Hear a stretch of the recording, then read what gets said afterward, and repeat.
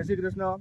અતુલ્ય crop guard કંપનીમાંથી હું છું સંજયભાઈ પરમાર અને આજે ભાવનગર જિલ્લાના પાલિતાણા તાલુકાના ગામ નાની રાજસ્થળી કે જ્યાં અમે ખેડૂતને વિઝિટે આવ્યા છીએ કે જેને પોતાની મગફળીની માલપા અતુલ્ય ક્રોપ ગાર્ડ કંપનીનું વેટિગો અને આ જ કંપનીનું જોસ્ટા આ બે દવા એમને એની મગફળીની માલપા વાપરી હતી. તો પહેલાં તમારું આખું નામ જણાવશો.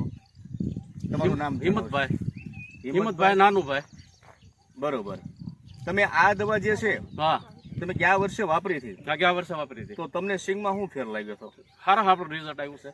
બરોબર. ફૂગ ને જે આપણે ઓલા મુંડા લાગે છે હા એનું રિઝલ્ટ નથી આવ્યું, સારું છે.